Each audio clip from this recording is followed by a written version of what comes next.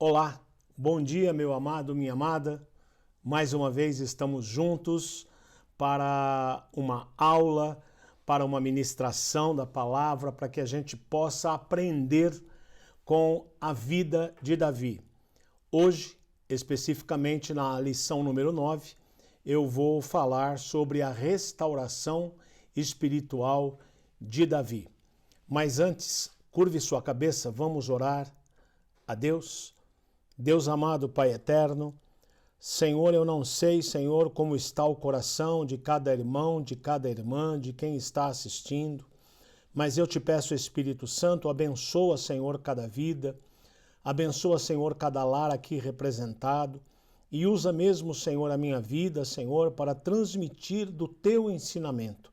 Senhor, que as palavras nesta manhã possam chegar a cada lar. Espírito Santo de Deus, nos ensina mesmo aquilo que precisamos aprender. Assim te clamamos e assim te agradecemos, em nome de Jesus. Amém. Glória a Deus. Nós vamos então para a lição 9, como eu já disse, e vamos falar sobre a restauração espiritual de Davi. O texto áureo desta lição se encontra em 2 Samuel 12:13 e está escrito: Então disse Davi a Natã: Pequei contra o Senhor. E disse Natã a Davi: Também o Senhor te traspassou o teu pecado. Não morrerás. Na verdade, meu amado, neste ponto, o Senhor já estava, através do profeta Natã, dizendo a ele: olha, o seu pecado foi transpassado, quer dizer, houve o perdão, você não morrerás. Quando diz não morrerás, você não morrerás espiritualmente. Foi aceito o pedido de perdão. Então, em verdade, o que nós temos sempre que aprender com as lições que nós ouvimos é como devemos agir em situações análogas a esta que Davi passou, não é? A verdade prática desta lição está escrito: o caminho da restauração passa pelo arrependimento e confissão do erro cometido e o abandono da prática. Exatamente o arrependimento, a confissão e o abandono é o grande segredo para que o Senhor venha nos perdoar. Amém, igreja? Vamos fazer a nossa leitura bíblica, o Salmo de número 51. Esse salmo que eu vou ler, o 51, ele foi escrito por Davi quando o profeta Natã foi falar com ele, depois que ele cometeu aquele adultério com Batseba. Vocês se recordam que ele estava na área da sua casa e olhou, viu Batseba tomando banho e pediu para chamá-la, se deitou com ela e depois descobriu que era a esposa de Urias, o seu soldado, o seu guerreiro. Então, ele, já agindo contrário à vontade do Senhor, manda que Urias vá para a frente da batalha. Para quê? Para que Urias possa morrer e ele possa ficar com a esposa dele. Aí foi o grande pecado de Davi, não é? E esse salmo foi escrito exatamente quando o profeta Natã foi confrontar Davi da atitude que ele tinha cometido. A leitura através do Salmo 51 está assim: Tem misericórdia de mim, ó Deus, segundo a tua benignidade. Apaga as minhas transgressões, segundo a multidão das tuas misericórdias. Lava-me completamente da minha iniquidade e purifica-me do meu pecado, porque eu conheço as minhas transgressões e o meu pecado está sempre diante de mim. Contra ti somente pequei e fiz o que os teus olhos é mal, para que sejas justificado quando falares e puro quando julgares. Purifica-me com isopo e ficarei puro. Lava-me e ficarei mais alvo do que a neve.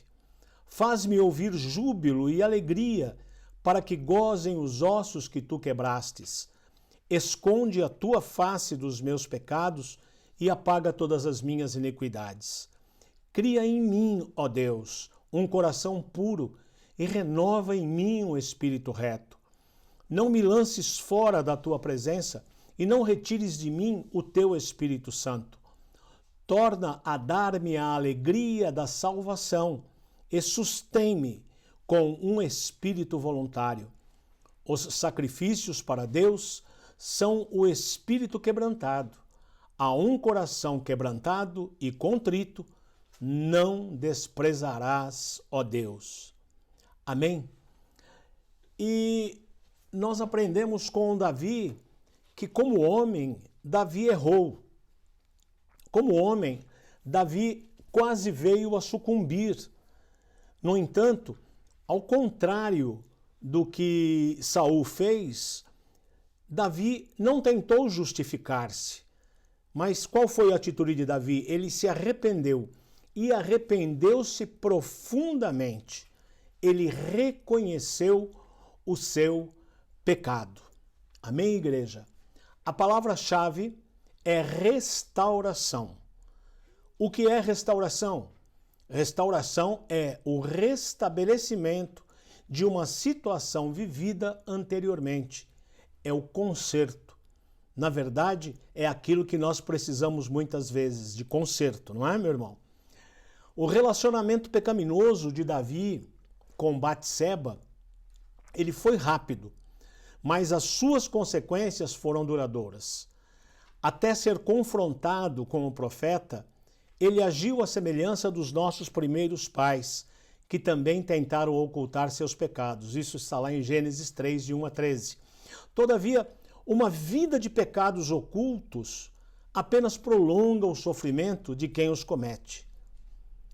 Já que de Deus ninguém consegue esconder nada.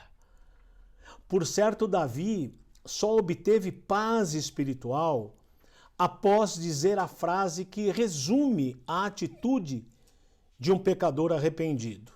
Ele disse: pequei contra o Senhor. Está lá em 2 Samuel 12, 13. Nós vamos para o tópico 1, a restauração e a palavra de Deus. No subtópico 1, nós encontramos Davi e a palavra de Deus.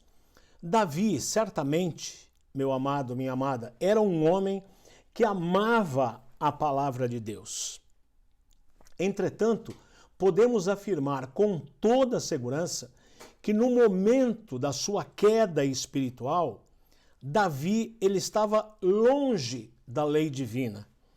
E há uma verdade aí.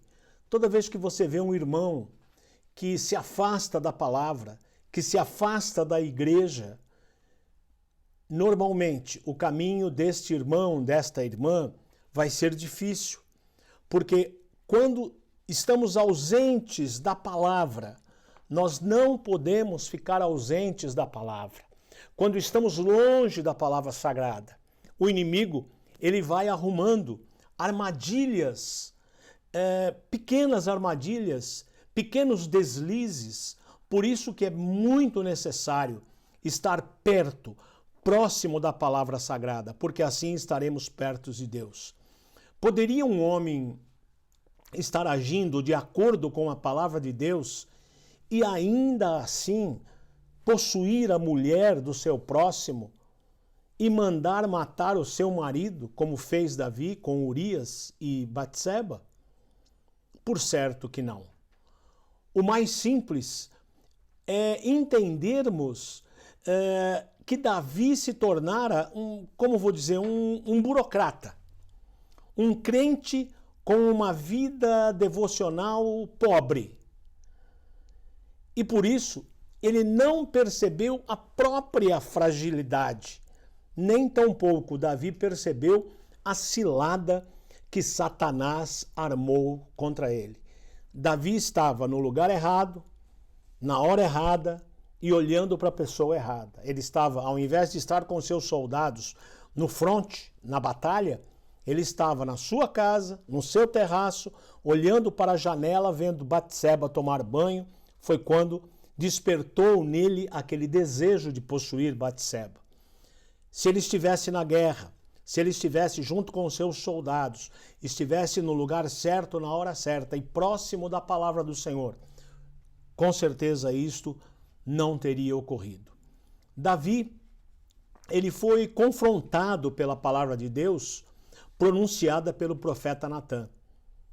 Qual outra fonte se atreveria a confrontar o rei Davi? Somente a palavra de Deus é poderosa para lançar luz em densas trevas. No subtópico 2, nós encontramos o cristão e a palavra de Deus, não é? No Novo Testamento, encontramos várias atitudes que o cristão deve tomar em relação à palavra de Deus, a fim de que não venha a tropeçar. O crente necessita ouvir a palavra, receber a palavra e também nela meditar. Isto é muito importante. Nós precisamos ouvir a palavra, recebê-la na nossa mente e no nosso coração e nela meditar.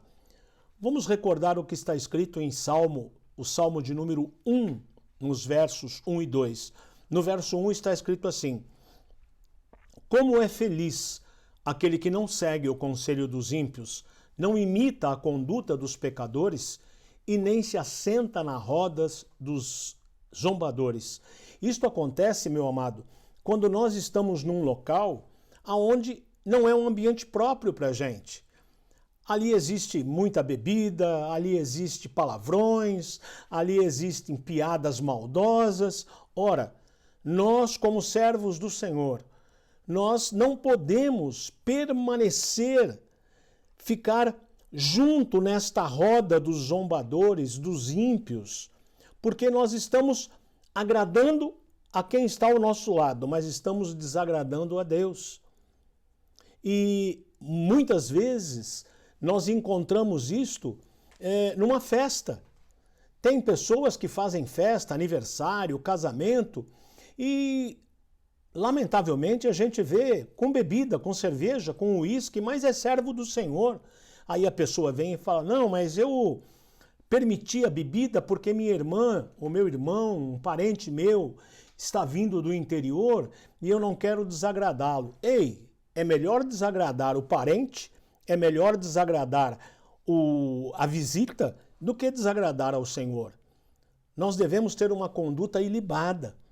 E no verso 2 do Salmo 1 está escrito: ao contrário, a nossa satisfação está na lei do Senhor, e nesta lei meditamos dia e noite. Quando se medita dia e noite na palavra do Senhor, não tem tempo para nós fazermos nada que desagrade a Deus. Amém, igreja? A palavra, ela precisa ser aceita. A palavra, ela precisa ser acolhida por nossas mentes, os nossos corações. Quantos tropeçam porque não recebem aquilo que Deus está lhes falando através da palavra? Armar-se com a palavra é uma outra atitude fundamental para não fracassar. Contudo, o que adianta armar-se com a palavra ou estar cheio dela se não soubermos como usá-la? É preciso manejar bem a palavra de Deus, trazer a palavra de Deus para as nossas vidas. A sinopse deste tópico é que a palavra de Deus é fundamental no processo de restauração, atuando como luz em nossas densas trevas. A palavra de Deus, ela é luz, ela é restauração. A palavra de Deus é a bênção das nossas vidas. Amém, igreja? Vamos prosseguir. No tópico 2, nós encontramos a restauração e a influência de fatores externos em nossas decisões. E aqui eu quero abrir um parêntese. A pessoa que tem problema com álcool, não pode beber, tem problema, já foi do mundo, já bebeu muito, mas agora serve ao Senhor. E agora tem que permanecer longe. Esta pessoa, ficticiamente, alguém oferece um emprego num bar para servir bebida o dia inteiro. Então, o dia inteiro ele vai estar ali servindo bebida para um, para outro. Esta influência do meio, a influência externa, ela muitas vezes leva a pessoa a cair, a pecar. Então, nós temos que tomar cuidado. E neste tópico nós vamos falar sobre isso. No subtópico 1 está escrito a influência do meio. Vamos analisar. Embora não sirva de desculpa, não há como negar que Davi se deixou influenciar pelo meio no qual vivia.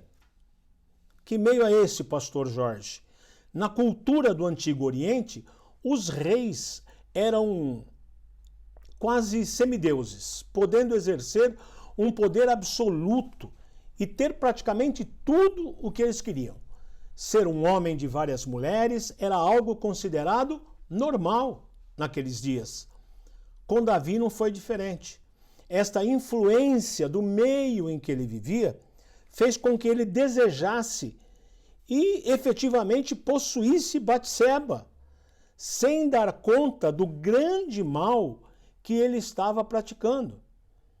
E nós vamos ver mais adiante que o meio não deve servir de justificativa para nos eximir das nossas responsabilidades morais. No entanto, nós não podemos subestimar o poder exercido por ele. Vamos lembrar aqui o que está escrito em Romanos 12, 2. Está escrito assim: não se amoldem ao padrão deste mundo, mas transformem-se pela renovação da sua mente, para que sejam capazes de experimentar e comprovar a boa, agradável e perfeita vontade de Deus. Eu sempre digo, nós estamos neste mundo, mas não somos deste mundo. Nós estamos de passagem por este mundo. Tomemos cuidado com o meio no qual vivemos. Nós precisamos sempre policiar. Amém? Nós precisamos estar atentos. Vamos continuar. No subtópico 2, nós vamos encontrar a nossa responsabilidade moral. Nós já falamos que Davi, ele estava no lugar errado, na hora errada. Porém, no processo de restauração de Davi, isso não é levado em conta e nem deveria, já que a Escritura coloca sobre nós toda a responsabilidade pelas decisões que nós tomamos, pelas decisões e pelas atitudes que nós tomamos. Nós devemos dar a resposta adequada ao meio aonde nós nos encontramos. A restauração de Davi, ela começou por essa conscientização. É bom sabermos que, como agentes morais livres, eu e você, nós somos responsáveis por nossas ações e as nossas decisões. Não é possível nenhum processo de restauração quando desconsideramos este fato. Alguém pode perguntar: por que Davi caiu? Por que Pedro negou a Jesus? Por que Judas o traiu?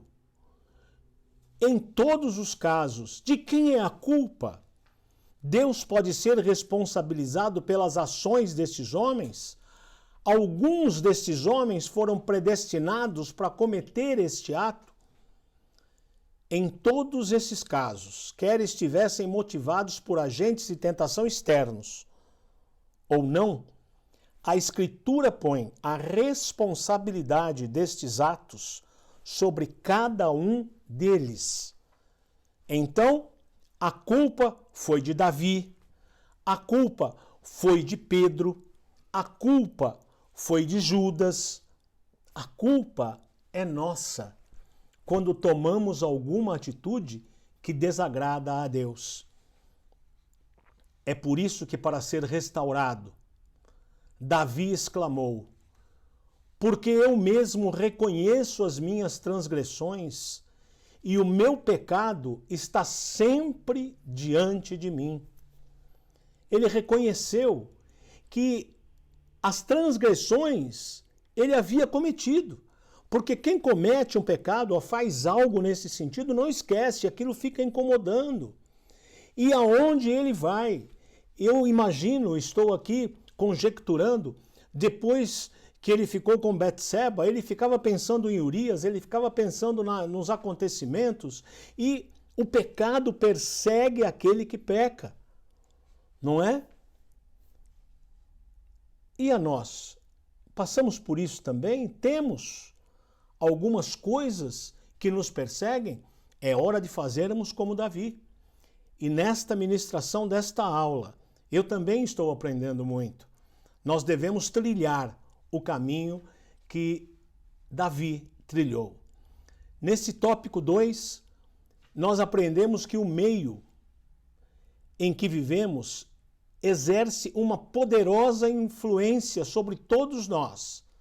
Mas preste atenção, meu amado e minha amada. Mas isso não nos exime da nossa responsabilidade moral. Amém? Vamos continuar. No tópico 3, nós vamos falar agora sobre a restauração e a atitude diante do pecado. O subtópico 1 diz: reconhecendo a misericórdia de Deus.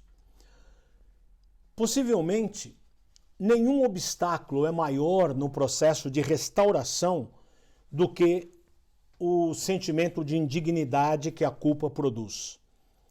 E Satanás, ele é sabedor deste fato e ele costuma explorá-lo até as últimas consequências. Quantos cristãos conhecemos que estão prostrados, que estão encostados, amoados, porque após terem fracassado, eles acham-se eternamente indignos de serem restaurados e de poderem levantar a cabeça? Quando Davi tropeçou, consciente do seu erro, Davi exclamou.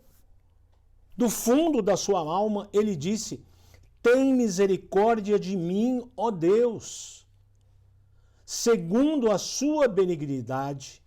E ele clama: apaga as minhas transgressões, segundo a multidão das tuas misericórdias. Está em Salmo 51, 1.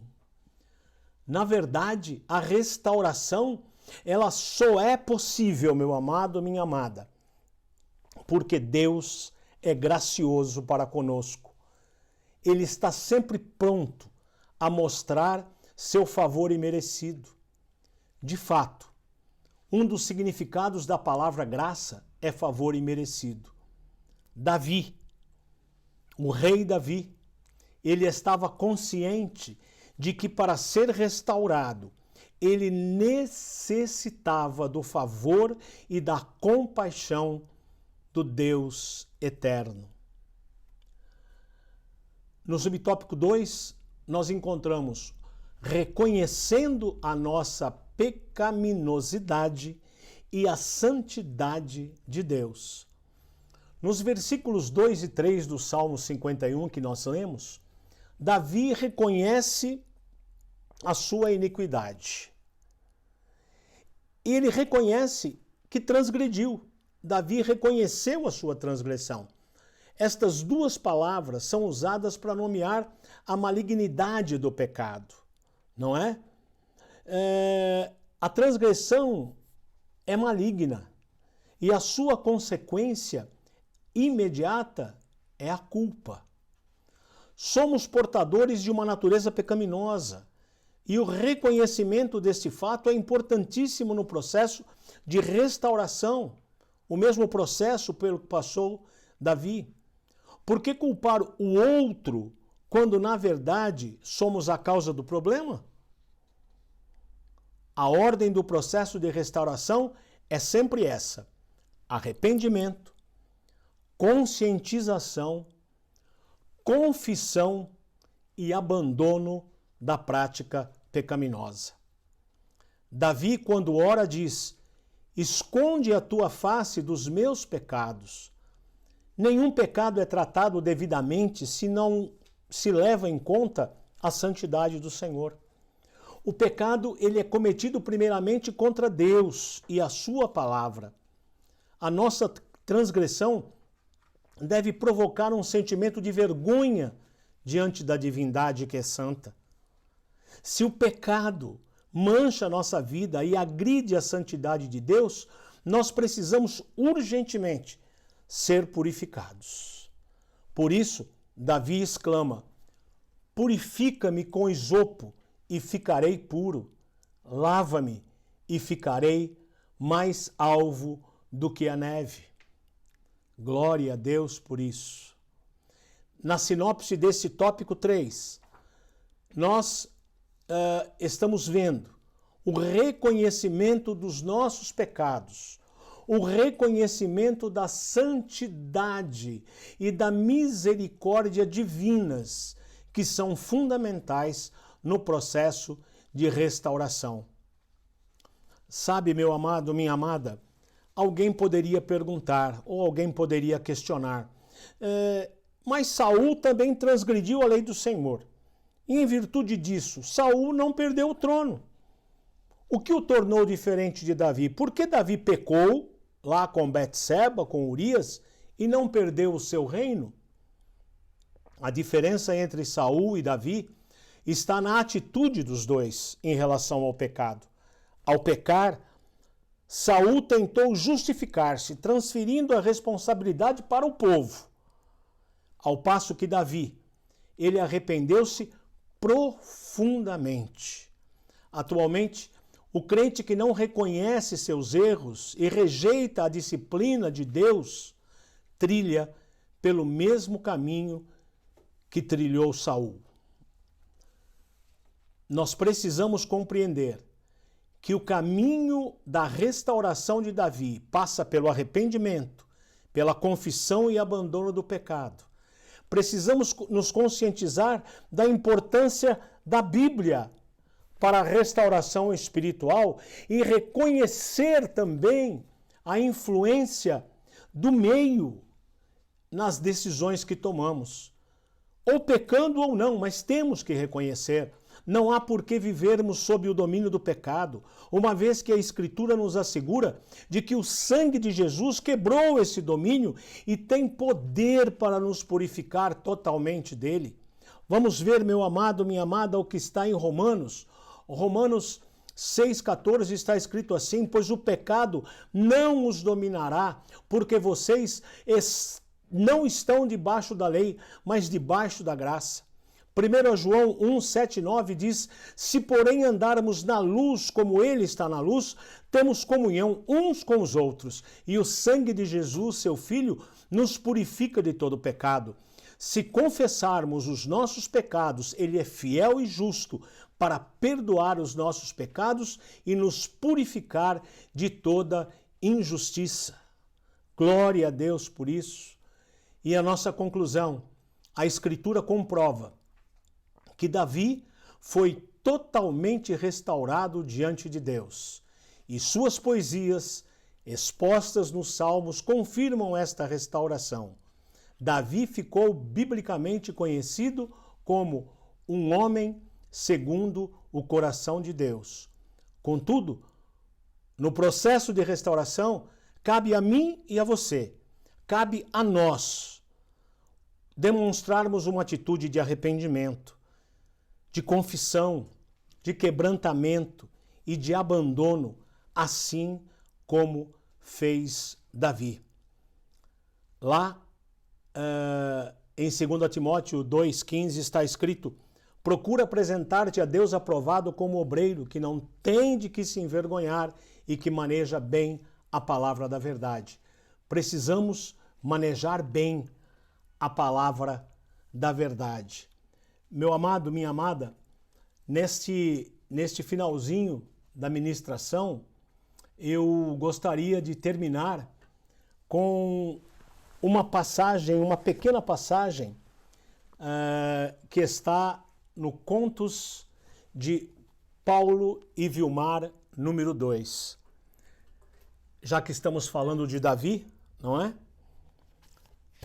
Na história 18, no conto número 18 deste livro abençoado do pastor Vilmar, do pastor Paulo, há uma história que eu vou resumir em 30 segundos. Um avô conta uma história para o seu neto dormir, um conto. Neste conto existem 2 trens e uma estação. Um trem com mais idade, mais velho, chama-se Matusalém. E o mais novo, cheio de tecnologia, o nome é Tecnise. E há uma estação. E este trem mais novo, ele mentia, fingia que estava doente, reclamava de tudo, só murmurava, não cumpria a sua obrigação, passava direto na estação da Sé e não parava porque ele não queria ficar lotado, até que ele fingiu que estava quebrado e foi colocado num pátio. E neste pátio estava também um trem. Esta locomotiva chamada Matusalém, já com mais certa idade, prestes a aposentar, quando ele olhou para o jovem trem, o Tecnise, que mentia, murmurava, este Matusalém, que já estava prestes a se aposentar, disse o seguinte: Tecnise, Tecnise, você ainda é jovem e tem muito que aprender na escola da existência. Veja bem, meu garoto, ninguém dura para sempre. E por mais que passemos pelo processo de renovação, um dia seremos substituídos por outros trens mais modernos, com tecnologia mais avançada do que a nossa. Essa é a lei da existência. Portanto, a nossa felicidade deve estar no fato de havermos cumprido com excelência o propósito para o qual fomos feitos, ou seja, servirmos a esta geração de usuários do metrô, dando o nosso melhor. Após compartilhar amigavelmente com o jovem trem estes sábios conselhos, né? Aí Matusalém adormeceu. E quando no dia seguinte Tecnise saiu, lembrou daquelas palavras e fez tudo certinho, fez tudo muito bonitinho, parou nas estações, ele começou a trabalhar, procurando atender as pessoas com conforto, com pontualidade e, acima de tudo, com segurança. E quando o avô estava terminando aquela narrativa para o netinho, contando este conto, ele observou que o neto tinha dormido. E o avô disse: Você dormiu mais uma vez, meu neto, antes que eu concluísse a história. Mas sem problema, pois na verdade, quem precisava ouvi-la, novamente, era eu. Enquanto lhe contava este apólogo, eu me lembrei do rei Davi, disse o avô. Tendo Davi servido a sua própria geração, conforme os desígnios de Deus, Davi adormeceu. E eu? Perguntou o avô. Tenho servido a minha geração conforme os desígnios de Deus? E nós estamos vivendo conforme os desígnios de Deus? Eu tenho certeza que sim, porque Davi nos ensinou o caminho para sermos perdoados. Feche seus olhos. Deus amado, Pai eterno, obrigado, Senhor, por esses momentos na Tua presença. Senhor, que nós possamos fazer a diferença, que nós possamos fazer a diferença, Senhor, no nosso tempo, na Tua obra. Senhor, Fortalece, Senhor, a cada um de nós. Que nós tenhamos o entendimento e que nós não venhamos a magoar o teu coração em nenhum momento. Senhor, abençoa cada lar que está assistindo agora esta palavra, cada irmão, cada irmã. Faça com que cada um de nós possa ter cada vez mais força, mais condições, Pai, para estarmos sempre, Senhor, diante de Ti e com a Tua palavra gravada em nosso coração. É assim que te clamamos, Senhor, e é assim que te agradecemos, que nós possamos também sermos considerados pessoas, irmãos, servos com o coração de Deus. Que Deus abençoe.